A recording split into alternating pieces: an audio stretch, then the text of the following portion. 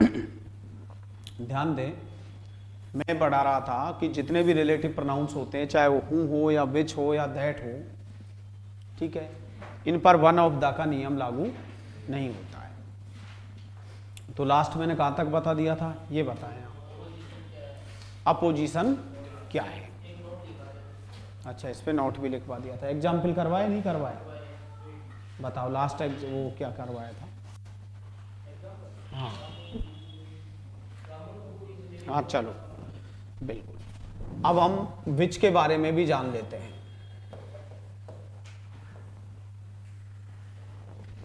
किसके बारे में? विच के बारे में। तो एक नोट डाल लेंगे पहले आप।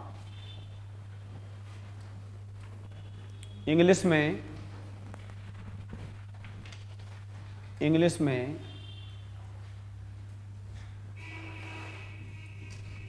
विच का प्रयोग,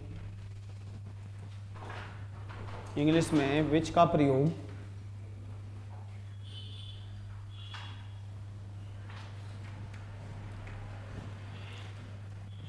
अनेक रूपों में किया जाता है, मैनी फॉर्म्स में किया जाता है। इंग्लिश में विच का प्रयोग मैनी फॉर्म्स में किया जाता है।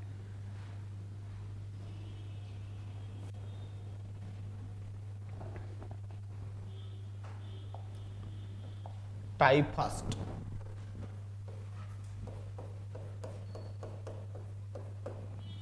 विच,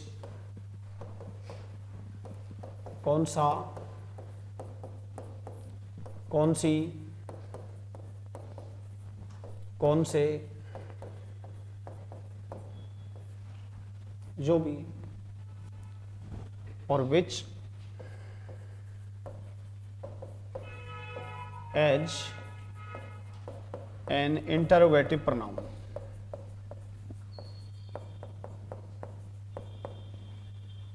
विच का प्रयोग प्रश्नवाचक के रूप में, विच एज एन इंटरोगेटिव प्रोनाउन।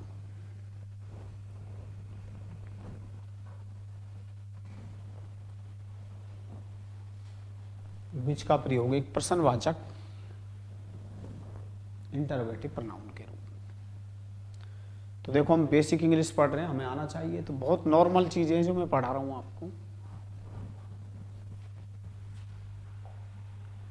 अब इंटरोगेटिव प्रोनाउन कैसे हुआ समझिए। मैंने एक फर्स्ट सेंटेंस लिखा, भारत में सबसे लंबी नदी कौन सी है?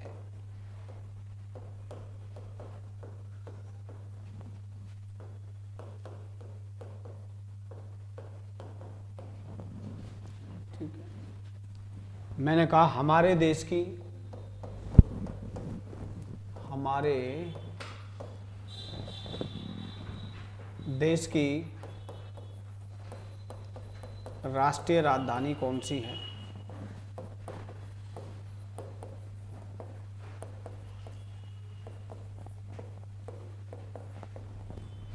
हमारे देश की राष्ट्रीय राजधानी कौन सी है? तीसरा सेंटेंस।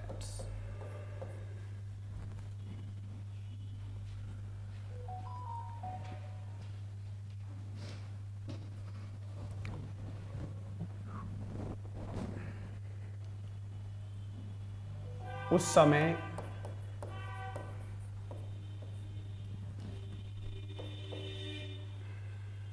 भारत का सर्वाधिक आबादी वाला शहर कौन सा था?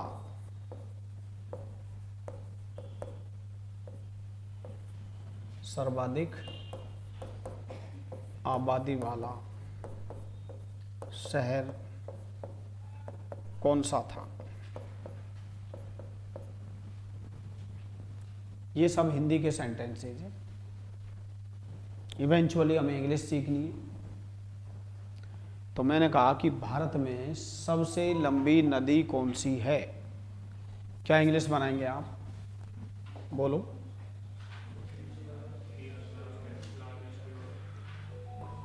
विच is the longest, superlative degree से पहले द आता है। विच is the longest river in India. ये जो है मैंने विच लिखा है, कौन सा विच है? Interrogative pronoun. कौन सा प्रनाउन है? इंटरोगेटिव। मैं कह रहा हूं भाई विच is the longest river in India. हमारे देश की राष्ट्रीय राजधानी कौन सी है? तो मैंने कहा which is the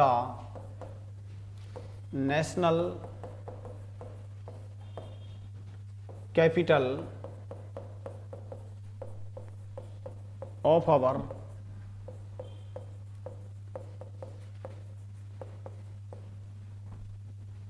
country.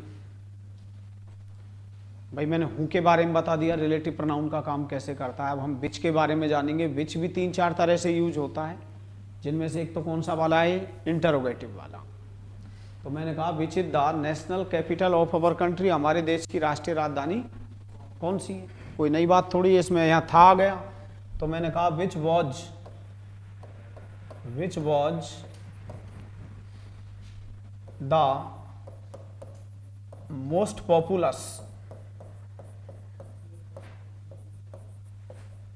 Populace होता है आबादी।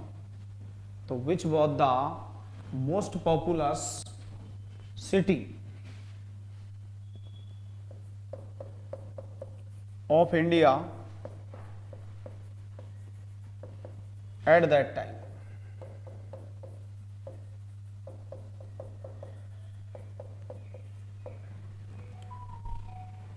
उस समय भारत का सर्वाधिक आबादी वाला शहर कौन सा था?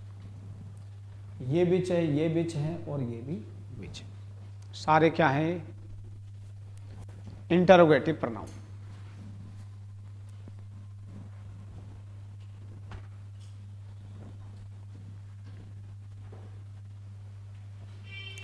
चलो एक सेंटेंस की इंग्लिश बनाइए आप। राजस्थान की राजधानी कौन सी है?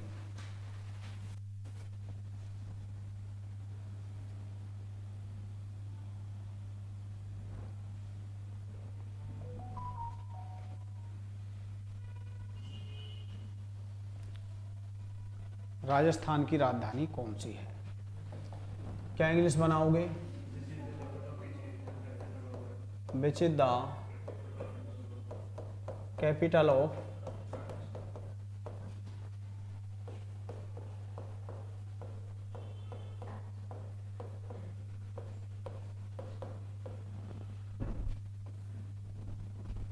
क्या है? विच इंटरोगेटिव प्रोनाउन।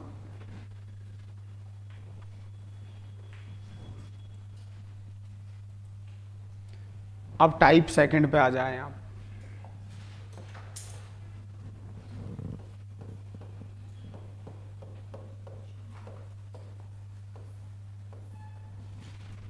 Type second.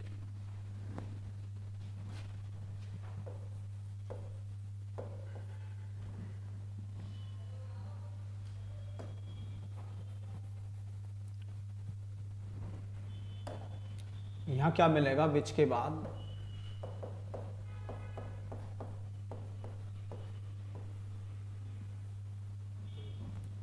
ठीक है, विच एज एन इंटरोगेटिव एडजेक्टिव।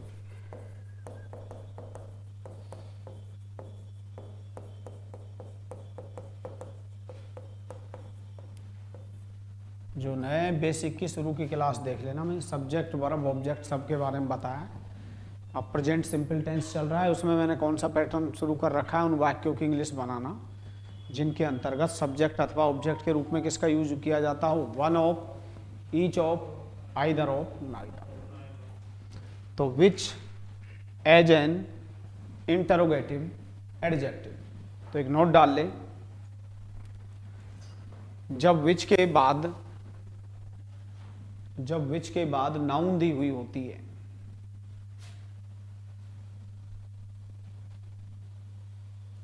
जब विच के बाद नाउन दी हुई होती है क्या दी हुई होती है, नाउन।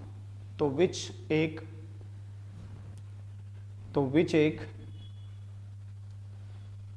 इंटरोगेटिव एडजेक्टिव के रूप में, इंटरोगेटिव एडजेक्टिव के रूप में काम करता है।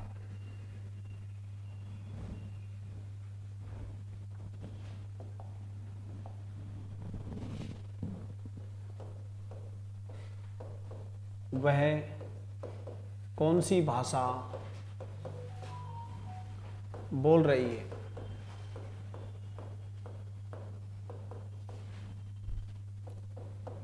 तुम कौन सी भाषा बोल रहे हो।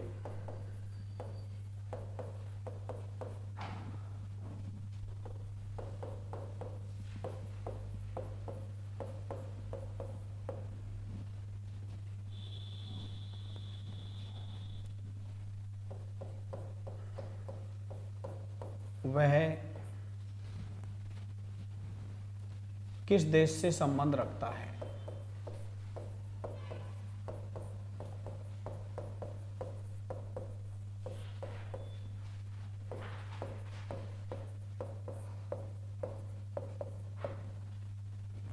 वह किस देश से संबंध रखता है।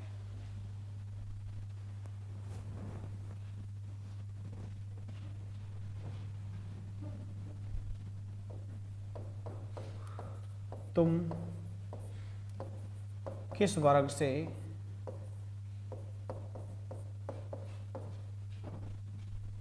संबंध रखते हो।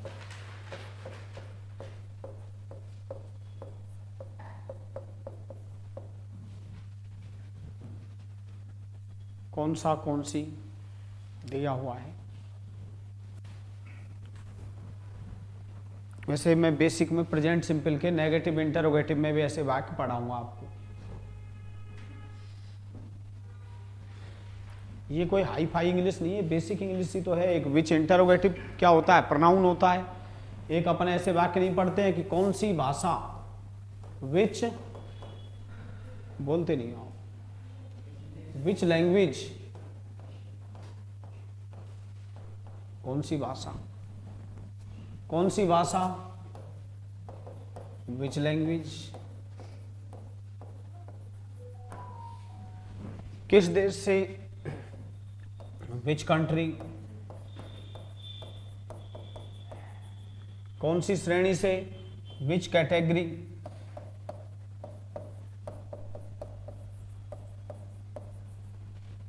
अब ये वो वाला विच नहीं है जो अभी आप पढ़ के आए थे, उसमें वर्ब आ रही थी विच is the national capital of our country, हमारे देश की राष्ट्रीय राजधानी कौन सी है। अब यहां नाउन है, which language is she speaking. वह कौन सी भाषा बोल रही है। विच लैंग्वेज आर यू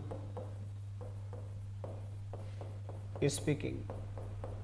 तुम कौन सी भाषा बोल रहे हो। Which country does he hail from.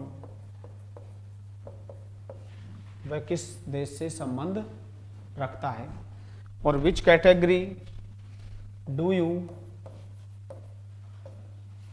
Come from.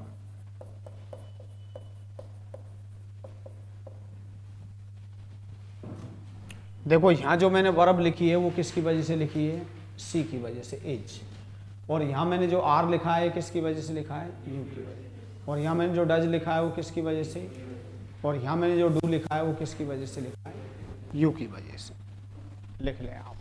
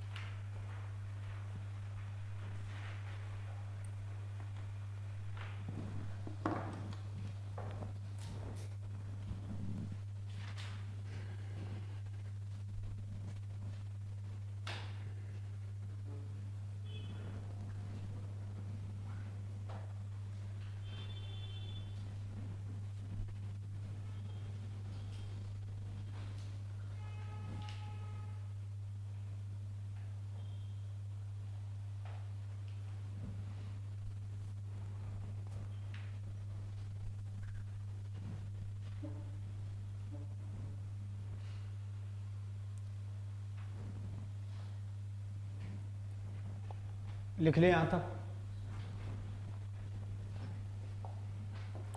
अब यही टाइप थर्ड हो जाता है विच का।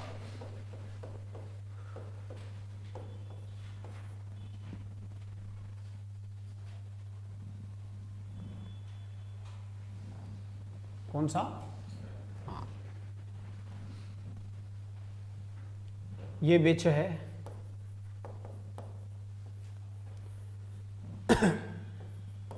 यहां क्या मिलेगा? एंटीसीडेंट। अच्छा, हूं में भी एंटीसीडेंट मिलता है, लेकिन विच में एंटीसीडेंट आपका व्यक्ति के अलावा होगा। हूं का प्रयोग तो किसके लिए होता है? केवल व्यक्ति के लिए। लड़कियां जो की, मैं जो की, राकेश जो की, ठीक है, राजनेता जो की। और यहां तुरंत बाद आपको वर्ब मिलेगी। क्या मिलेगी? वर्ब। तो एक वर्ड होता है, ये स्पेलिंग मिस्टेक में भी आता है, CAMOUFLAGE, कैमोफ्लाज। स्पेलिंग मिस्टेक में भी आता है CAMO। इसमें एक तरह से डिसगाइज, भेष बदलना। क्या होता है? डिसगाइज कर लिया आपने, भेष बदल लिया, कैमोफ्लाज कहलाता है। देखो ये विच भेष बदल रहा है। एक जगह क्या विच पढ़ा हमने? Interrogative pronoun. जब इसके बाद नाउन आती है तो इंटरोगेटिव। और एक विच अभी जो आपके सामने आ रहा है वो कौन सा है? Relative pronoun. मतलब आप इतनी भी इंग्लिश सही नहीं रखते कि आप इनको रिकॉग्नाइज नहीं कर सकते सेंटेंस के अंदर। भाई रिलेटिव प्रोनाउन के रूप में यूज होगा तो क्या मिलेगा? पूर्व पद मिलेगा, ठीक है। और इसलिए तो राजस्थान में अपने यहाँ इंग्लिश का बहुत ज़्यादा बेकार, और इसलिए ज़्यादातर लोग डिसइंटरेस्टेड है। सब्जेक्ट तो हमारे वैसे कोई से भी सही नहीं है, हकीकत बात तो ये है, लेकिन फिर भी अंग्रेजी के मामले में हम और भी ज़्यादा लेथार्जिक है, डिसइंटरेस्टेड है। अगर कैसे वाक्य दे दिया जाए कि जयपुर जो कि राजस्थान की राजधानी है, गुलाबी नगर के रूप में जाना जाता है, तो ऐसा कौन सा हाई फाई सेंटेंस है? मैंने कहा जयपुर जो कि राजस्थान की राजधानी है, गुलाबी नगर के रूप में जाना जाता है। मैंने कहा मैं दिल्ली में रह रहा हूँ जो कि हमारे देश की राष्ट्रीय राजधानी है, ठीक है। अब आपको तो आदत कैसी रही है? गाय दूध देती है, पक्षी आकाश में उड़ते हैं, मैं तुम्हारा नाम जानता हूँ, तो बताइए फिर आप इंग्लिश कहाँ से सीखोगे? और अंग्रेजी आपके पॉइंट ऑफ व्यू से एग्जामिनर कभी बनाएगा नहीं, ठीक है। तो लिख लें आप,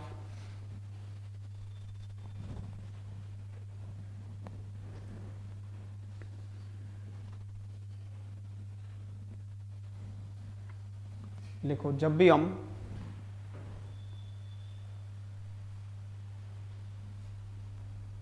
विच का प्रयोग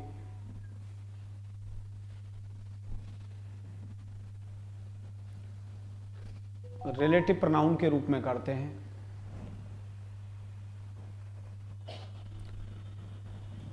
जब भी हम विच का प्रयोग रिलेटिव प्रोनाउन के रूप में करते हैं, तो विच से ठीक पहले एंटीसीडेंट दिया हुआ होता है।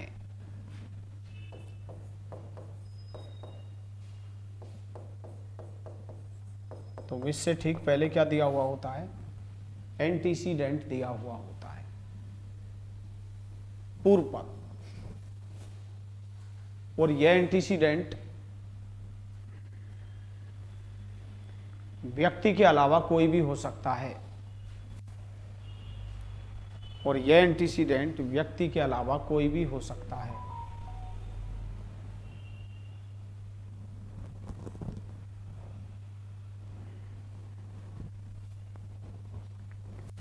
और यह एंटीसीडेंट व्यक्ति के अलावा कोई भी हो सकता है, क्योंकि हम विच का प्रयोग कभी भी व्यक्ति के लिए नहीं करते हैं, क्योंकि हम विच का प्रयोग कभी भी व्यक्ति के लिए नहीं करते हैं।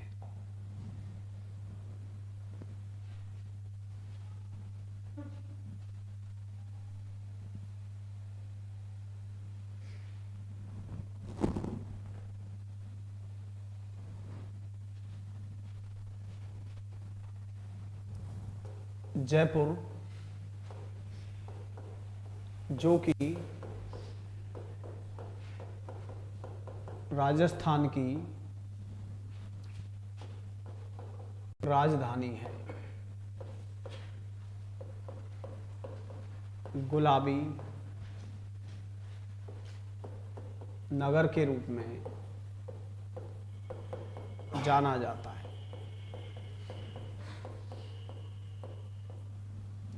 जयपुर जो कि राजस्थान की राजधानी है, गुलाबी नगर के रूप में जाना जाता है। अब आप क्या है, इस तरह के सेंटेंसेज से घबरा जाते हैं। तो मैंने कहा Jaipur which is the capital of Rajasthan. Jaipur जो कि राजस्थान की राजधानी is known as a pink city. किसके रूप में जाना जाता है? पिंक सिटी के रूप में जाना जाता है।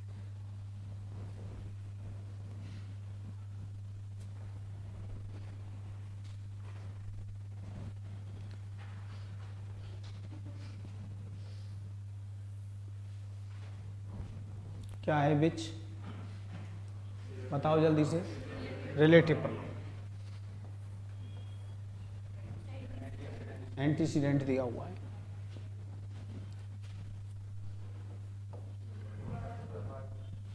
वर्ब दी, वर्ब किसके अनुसार आ रही है? पूर्व पद के अनुसार। तो इसमें ये विच वो है ही नहीं। कौन सा वाला विच नहीं है? इंटरोगेटिव वाला है ही नहीं है। और तभी तो आपकी बेसिक इंग्लिश सही मानी जाएगी, नहीं तो कोई बेसिक इंग्लिश सही नहीं है आपकी। और ऐसी इंग्लिश भी अगर अपन को नहीं आती है तो कंपटीशन की आप कल्पना भी नहीं कर सकते। और ये तो पहले से ही सीखने से थे, ये तो 6th क्लास के स्टैंडर्ड के सेंटेंस है। आप राजस्थान में ले आइए, बुक में दिखा दूंगा आप। पीछे को एक्सरसाइज दे रखी है, 2-2 वाक्य दे रखे हैं, बोला हु विच दैट का प्रयोग करते हुए इनको जोड़िए, आप कंबाइन करिए। अब चूंकि यहाँ तो राजस्थान में आपने लेबल गिरा रखा है, उसमें वाक्य कैसे दे रखा है मैं समझा देता हूँ आप। पहले एक वाक्य दे रखा है कि I am living in Jaipur. मैं जयपुर में रह रहा हूं, पहला सेंटेंस दे दिया। दूसरा कह दिया कि it is the capital of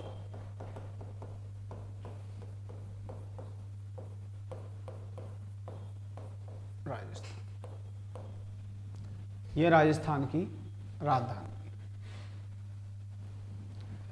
वो कहता है कि इनको वाक्यों को जोड़िए, हु विच दैट का प्रयोग करते हुए। कैसे जोड़ेंगे अब आप बताइए इन दोनों वाक्यों। पहले आपने क्या बोला कि मैं जयपुर में रह रहा हूं, फिर दूसरा वाक्य क्या कहा आपने? यह राजस्थान की राजधानी है। ठीक है, अब जोड़ेंगे कैसे बताइए। मैं यूं ही तो कहूंगा मैं राजस्थान में रह रहा हूं जो कि राजस्थान की राजधानी। तो हम यही तो कहेंगे आई, मैं, रहा है, रही, आ रहा है। देखो टेंस तो बहाना है, कंपाउंड कॉम्प्लेक्स सेंटेंस सीखना बहुत जरूरी है। टेंस तो सीधा सा है, मैं जयपुर में रह रहा था, वाज भर के बाद आईएनजी आ जाएगी। एक टेंस पढ़ लो, दूसरा टेंस अपने आप आ रहा है। आप रहा है, रही, आ रहा है तो इजारम के बाद आईएनजी, और रहा था, रही थी, आ रहा है तो वाज भर के बाद आईएनजी। तो मैंने कहा कि भाई आई एम लिविंग, मैं रह रहा हूं। कहाँ रह रहा हूं? इन जयपुर। ठीक है, अब विच लिख दिया मैंने, ये लो, क्या दिक्कत है? अभी आपने देखा होगा जोकी की इंग्लिश मैंने हूं से बनवाई थी आपको, और जोकी की अंग्रेजी में, अच्छा यहाँ जोकी की इंग्लिश हूं से क्यों नहीं बन रही? पूर्व पद व्यक्ति होगा तभी तो हूं से बनाएंगे। ये तो 12 खड़ी है, हूं आ गया तो विच भी आ जाएगा, बस अंतर एंटीसीडेंट को लेकर के।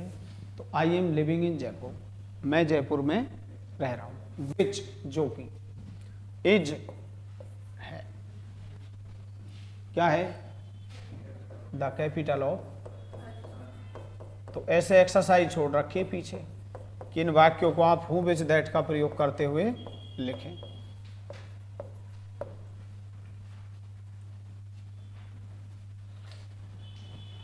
लिख लिया। अब आपको 6th लेवल में जब से आपने अंग्रेजी सीखना शुरू किया तब आपको इस तरह के सेंटेंस आने चाहिए थे।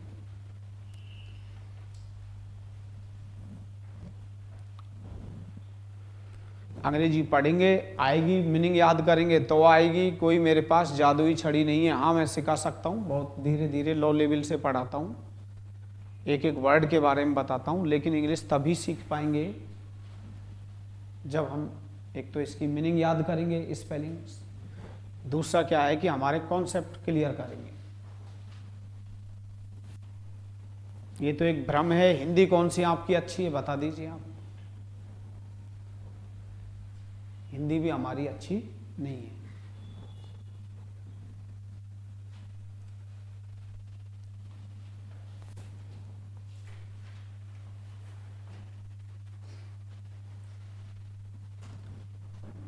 अब मैं आपसे पूछूं हिंदी में ही कि एक तो व्यंग होता है और एक व्यंग्य, ये दो वर्ड है, बताओ क्या क्या अंतर है इनमें?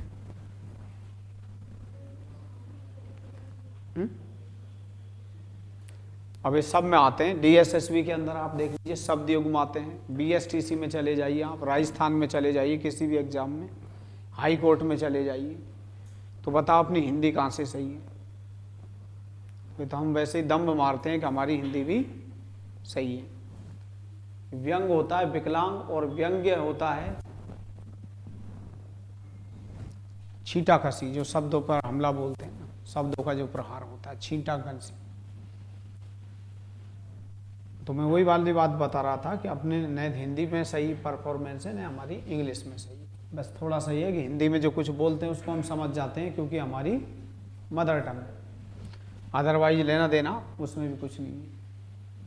तो I am living in Jaipur which is the capital of Rajasthan. ठीक है। क्वेश्चन कैसे आते हैं एग्जाम में? वो ऐसे दे देता है कि I have an old car, मैं एक पुरानी कार रखता हूं। ये प्रेजेंट सिंपल टेंस है, परफेक्ट नहीं है। कौन सा टेंस है? हैव मीन्स क्या होता है? रखना। तो हैव या मेन वर्ब की क्या है? First form. तो आई हैव मैं रखता हूं, एन मीन्स एक, old car, which frequently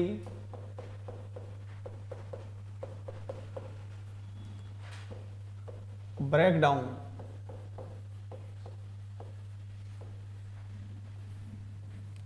B part on माई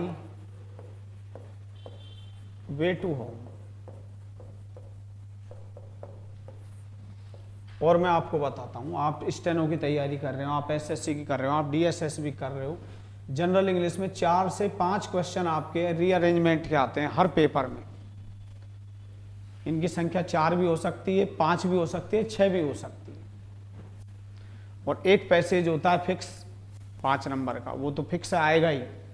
और ये भी फिक्स है कि ये तो आएंगे ही 4 या 5 अरेंजमेंट होते हैं। अब रीअरेंजमेंट का मैं बताऊंगा आपको कैसे होते हैं। अगर जिसको कंपाउंड कॉम्प्लेक्स सेंटेंस नहीं आते हैं वो आदमी कभी भी कल्पना नहीं करे कि इनको वो सही करेगा रीअरेंजमेंट्स। उसमें क्या होता है कि 3-4 सेंटेंस दे दिए जाते हैं और उनको क्या करवाया जाता है? व्यवस्थित करवाया जाता है। तो उसके लिए भी इस तरह के सेंटेंस आना जरूरी है। अब मैंने कहा कि I have an old car which frequently break down on my way to home, या ठीक है, ये एक मैंने वाक्य लिख दिया। पहले आप इसका हिंदी अनुवाद करिए।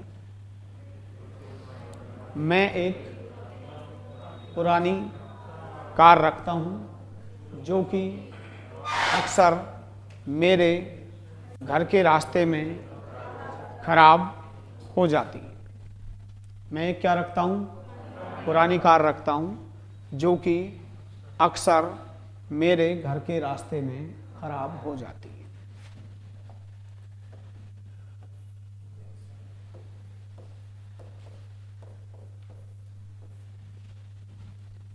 अगर आप यहाँ एरर डिटेक्ट नहीं कर पा रहे तो आपका बेसिक बिल्कुल खराब है और उन्हें आपको अंग्रेजी समझना आता है। बच्चों जैसी एरर कि I have an old car, मैं एक पुरानी कार रखता हूँ, विच मीन्स जो कि रिलेटिव प्रोनाउन होगा, फ्रीक्वेंटली एडवर्ब है, इसका प्रयोग मेन वर्ब से पहले होता है, कोई नई बात नहीं है। अब पूर्व पद क्या है? इससे पहले कार है तो भैया एस लगाना ही पड़ेगा आपको, क्योंकि वर्ब किसके अनुसार होनी चाहिए? एंटीसीडेंट के अनुसार होनी चाहिए। लिख लीजिए।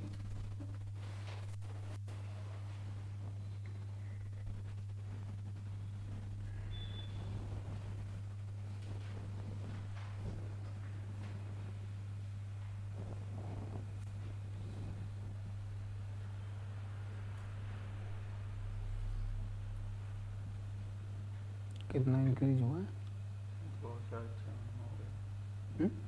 2096 में हो गया।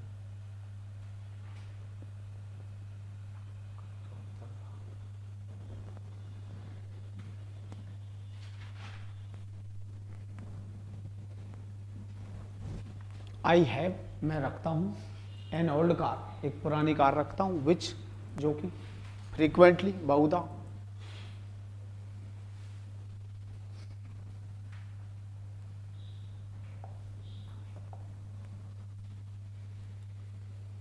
ठीक है। अब मैं कल को ये कहूं कि I have 2 intimate friends,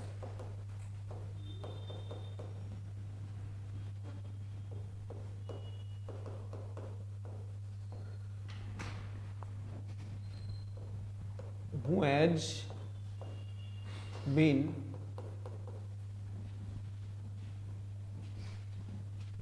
arrested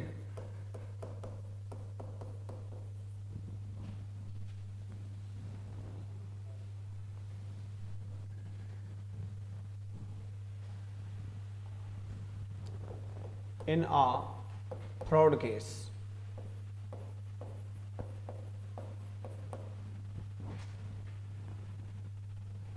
from Jaipur. चलो मैंने नॉर्मल सा सेंटेंस ही लिख दिया। एक तो इसका हिंदी अनुवाद करो के बताना। मैं 2 घनिष्ठ मित्र रखता हूं, यानी मेरे 2 घनिष्ठ मित्र हैं जिन्हें हूं क्या हो गया है? रिलेटिव प्रोनाउन हुआ है, नहीं हुआ? जिन्हें की गिरफ्तार कर लिया गया है। पैसिव वॉइस का वाक्य। वेरी गुड, वेरी गुड, आप समझने लग गए अब काफी हद तक इंग्लिश को। इन अ फ्रॉड केस, एक जालसाजी के मामले में, फ्रॉम जयपुर।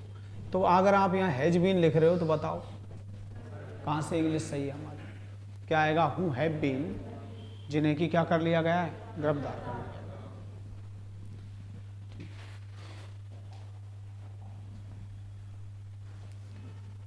मैंने कहा I resided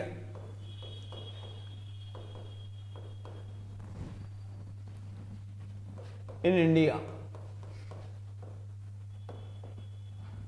I reside in India. Who is going to be the most populace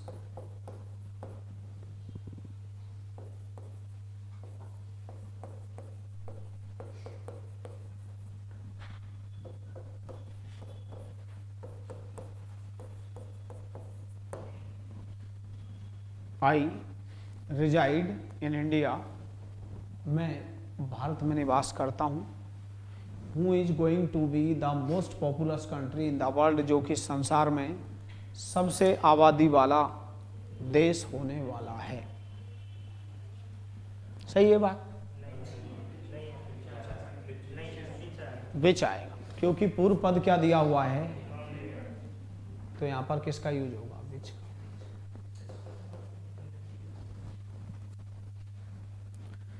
तो मैं यही बात तो आपको सिखा रहा हूं।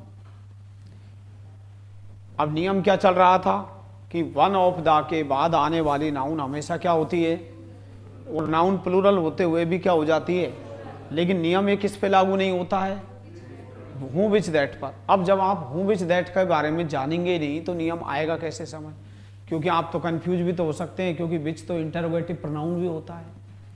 तो ये आप पहचानना सीखे सेंटेंस से। मैं बता दूंगा आपको, कैसा भी सेंटेंस दे दो आप, ठीक है, कि ये इंटरोगेटिव प्रोनाउन के रूप में यूज हो रहा है या रिलेटिव प्रोनाउन के रूप में यूज हो रहा है। अब नियम क्या पढ़ रहे थे हम, उसकी बात कर लेते हैं। मैंने कहा कि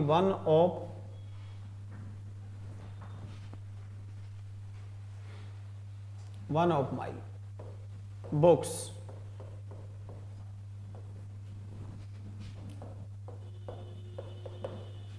बताओ, हैज बीन लिखे या हैव बीन, हैज बीन या हैव बीन, क्या नियम पढ़ाया था मैंने, याद करो। नाउन प्लूरल होते हुए भी, तो बुक्स का मतलब यह क्या है, एक पुस्तक है, तो ही सीट के साथ क्या आएगा, हैज बीन आएगा, ठीक है।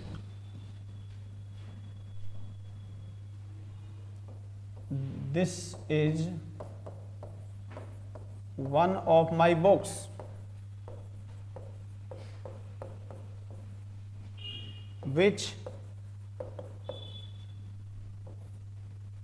stolen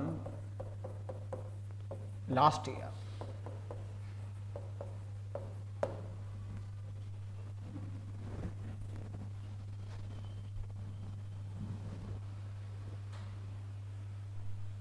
बताओ,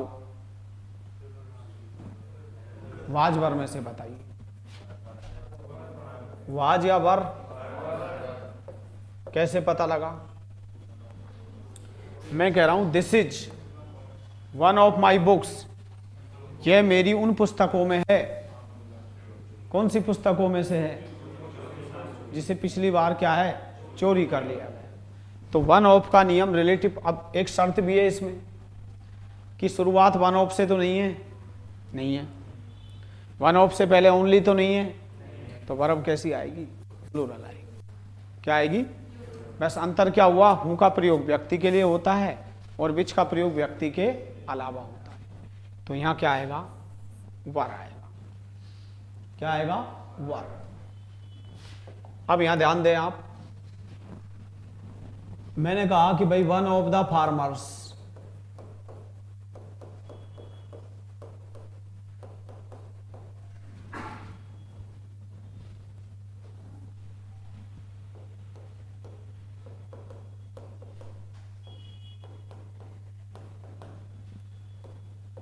हैजर में से बताओ, इसका मतलब बहुत सारे किसानों में से कोई एक किसान है जो किस में डूब गया है, कर्ज में डूब गया है। और अगर मैं इसमें कह दूं कि rabi is one of the farmers, और अब मैं यहां क्या लिख देता हूं, तो ये क्या हो गया, रिलेटिव प्रोनाउन, कि रबी उन किसानों में है। कौन से किसानों में,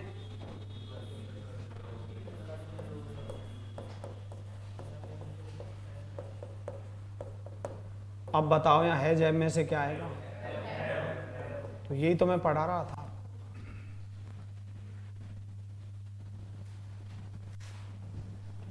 अब मैं तो लिखवा दूं वन ऑफ द का नियम रिलेटिव प्रोनाउन। अब रिलेटिव प्रोनाउन जानोगे ही नहीं, आपके समझ ही नहीं आएगा। अब मैं तो आपको यह भी नियम लिखवा दूं, कौन सा, कि जितने भी रिलेटिव प्रोनाउंस होते हैं वो अपोजिशन का काम करते हैं। किसका काम करते हैं, अपोजिशन का काम करते हैं। अतः बाद वाली वर्ब हमेशा किसके अनुसार होनी चाहिए, जो सेकंड वर्ब है वो हमेशा किसके अनुसार होनी चाहिए, एंटीसीडेंट के अनुसार। अब देखिए आप, मैंने कहा the books,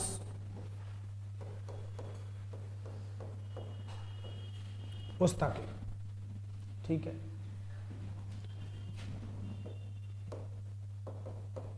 which are on the table,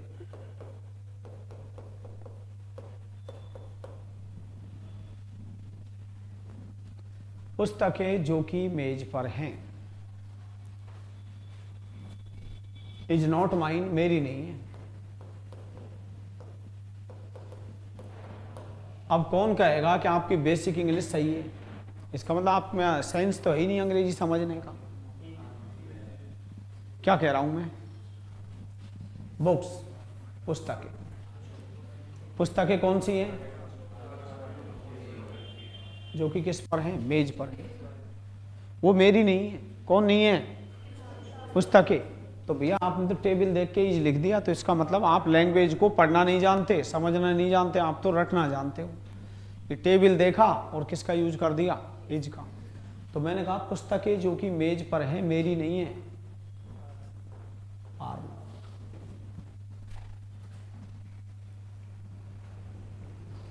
are not mine.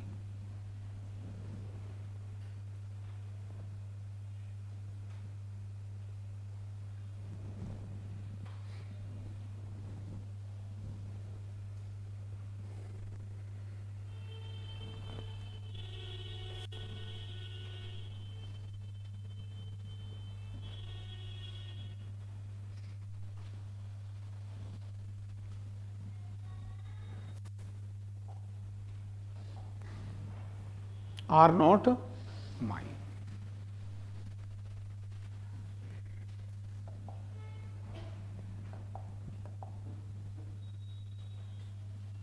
बताओ यहां तक कोई दिक्कत हो तो, किसी भी तरीके की। मैंने कहा पुस्तकें जो कि किस पर हैं, वो पुस्तकें मेरी नहीं है।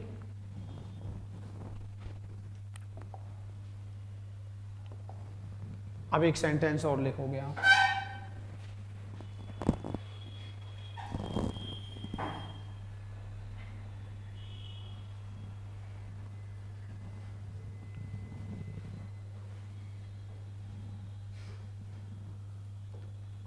This is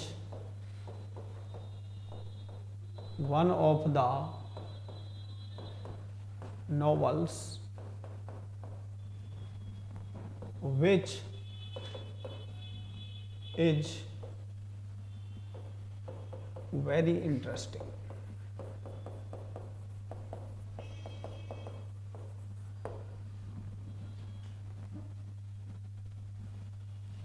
This is one of the novels which is very interesting. क्या आएगा, आ रहा है। आपको कैसे पता लगा कि विच यहाँ रिलेटिव प्रोनाउन है,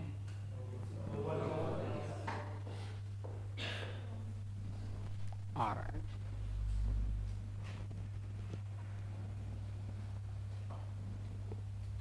चलो नेक्स्ट डे पे लेते हैं, दैट के बारे में बताते हैं कल।